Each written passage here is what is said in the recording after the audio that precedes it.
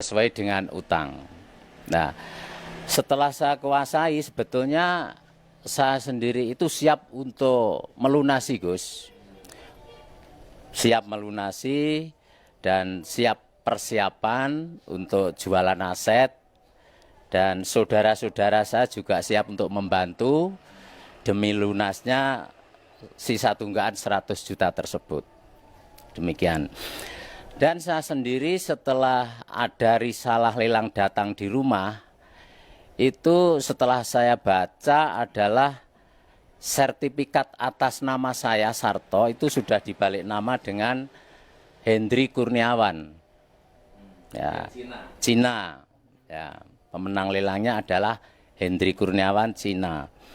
Kemudian setelah sertifikat saya dibalik nama, saya sudah berupaya ketemu dengan Hendri Kurniawan Cina.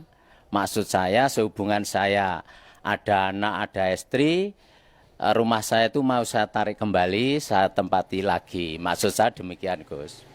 Nah, setelah ketemu kita mengadakan musyawarah bersama, utang saya 100, saya mengembalikan 150 juta. Kemudian pemenang lelang minta 250 juta. Kalau menurut saya utang 100 saya mengembalikan 150 untuk saya kan sudah layak. Demikian. Itu sampai 2 kali pertemuan. 2 kali pertemuan. Akhirnya bertahan sampai terjadi dieksekusi. Demikian, Gus. Terus akhirnya setelah saya tempati dari Pak Hendri Kurniawan itu bilang ke saya, oh kok ditempati? Ya ini karena rumah saya tidak sesuai dengan utang saya 100, aset saya 2,5 miliar. Jadi saya tempati lagi, saya demikian. Nah, setelah itu saya bertahan menempati di rumah. Akhirnya saya juga mengadakan mediasi lagi dengan Pak Hendri. Pak Hendri itu setelah rumah saya dieksekusi. Maksud saya itu melanjutkan berapa harganya rumah itu Pak Hendri, karena saya ingin menempati. Dia mintanya 350 juta. Lah saya juga merasa keberatan 350 juta itu, malah akhirnya Pak Hendri sendiri dilaporkan eksekusi tersebut itu tadi, Gus. Ya. Nah, setelah gitu setelah saya tempati, saya sudah disidik oleh Pak Polisi Polres Ponorogo 2 kali.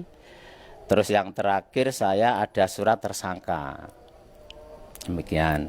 Nah, setelah ada surat tersangka, ini juga ada suatu saya diintimidasi, Gus. Intinya begini, berkas ini perintah dari Kapolda. Yang ngomong itu adalah Pak Kanit, Pak siapa namanya? Pak Guling. Ya, Ponorogo itu tadi.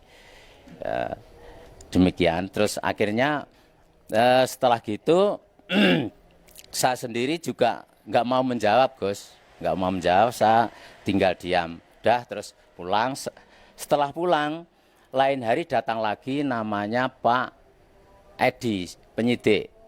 Pak Edi penyidik, Pak Sarto, kasusnya Pak Sarto ini sama dengan kasus Polorejo, Babatan Ponorogo, tidak ada membuat sepakat itu dipenjara 8 bulan, asetnya dimiliki oleh pemenang lelang. Demikian.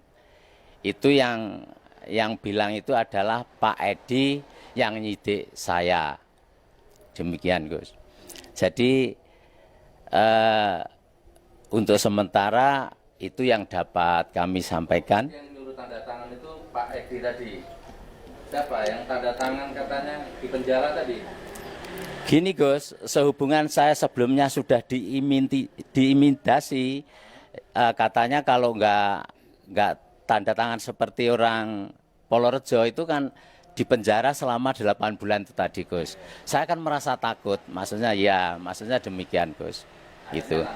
Akhirnya saya tanda tangan karena merasa ketakutan itu. Intinya detik ini rumah sudah dieksekusi ya. Rumah sudah dieksekusi, sudah saya tempati lagi, tapi saat sekarang ini saya dikeluarkan lagi oleh pemenang lelang Pak Hendri. Sampai sekarang Gus. Jadi mulai tanggal 26 Januari tahun 2022 ini saya sudah keluar lagi dari rumah. Demikian. Sekarang tinggal di mana? Sekarang saya ikut mertua Gus. Ya, dengan terjadinya rumah saya dieksekusi itu orang tua saya sampai terjadi meninggal Gus. Ya, terjadi meninggal karena beban pikiran Gus. Orang tua saya itu mikir, apa tole kok rame-rame, nek pancen utang mbok didolne apa duwene. Lah ini sudah persiapan Gus. Orang tua saya bilang seperti itu.